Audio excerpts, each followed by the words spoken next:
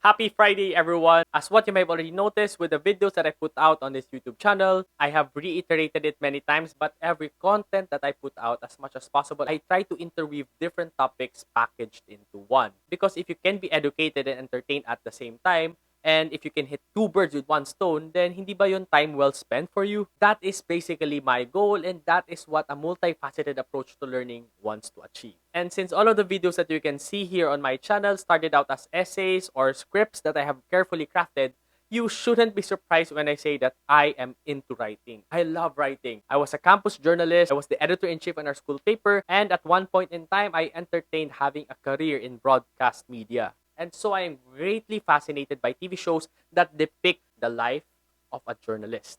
So tulad ito, if you're watching this YouTube video or if you're interested in the content I put out, then most likely you love learning. And you know what they say, learning does not happen inside a classroom. You can get them in the four corners of your screen. And so with that, here are my top 3 TV series in the recent decade, highly recommended because they are all about journalism and media, which is an odd choice of a theme. What's so entertaining sa buhay ng mga writers, reporters, and broadcasters? Hindi ba mas gusto natin yung mga story tungkol sa mga kabit at mga kababalaghan? But this is what's great on this list of TV shows. By just merely watching them, you get to relate to the life of the characters who are all journalists or are working in the media industry. And you can also see the stories behind the story that they deliver to us. And while you watch the TV series, you also get entertained. So without further ado, here's the first on our list. Number 1, the bold type. For years, the three of us have toiled away together in the assistant trenches. I just got a story approved. Are you not wearing a bra? I expect you to unleash holy hell on anyone who tries to hold you back. I'm a feminist, and so is this magazine. It's about clothes and makeup. That's actually a common misconception.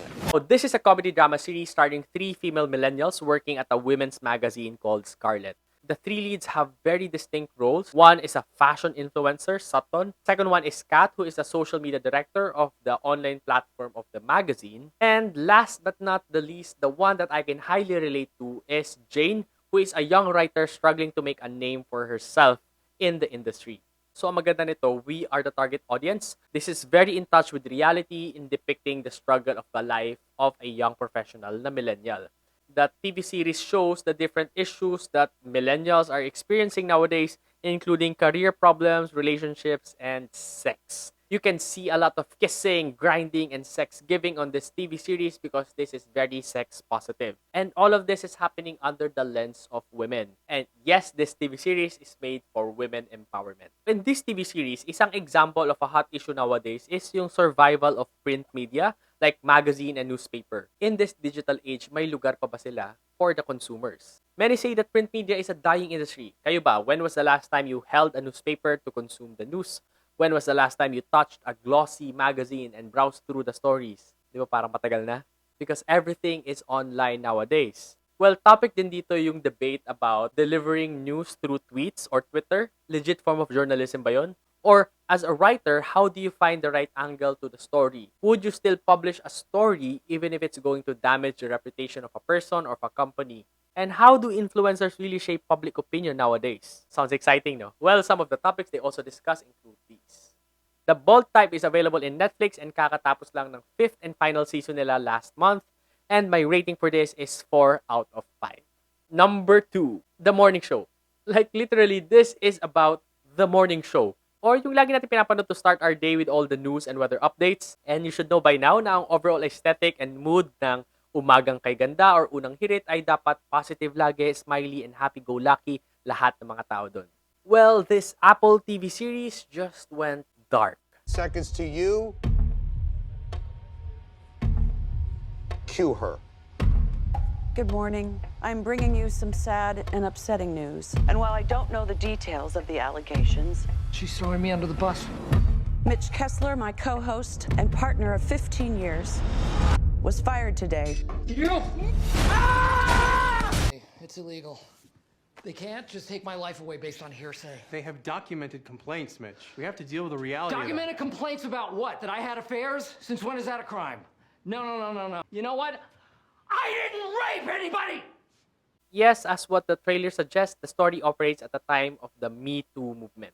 the wide-scale social campaign against sexual abuse and sexual harassment, kung saan people are publicizing allegations of sex crimes usually done by men in power. And in this show, one of the main characters is one played by Steve Carell, who shocked American TV when a news story was published that his character, Mitch Kessler, was one of these men. Some say that this show is extracted from real-life scandal involving Matt Lauer, a TV personality from a morning show in the US. The morning show asks the important questions of how do we handle news stories dealing with sexual abuse victims, how do we corroborate the facts, how do we get other victims to come out. It also touches the topic of, as a journalist, what is your moral duty in asking the right questions, no matter how uncomfortable and unpopular the answer may be. And although this is weirdly categorized as dark comedy, but this is actually more serious and mature in terms of content. It talks about rape culture in the corporate setup, and other themes they touch on include the following.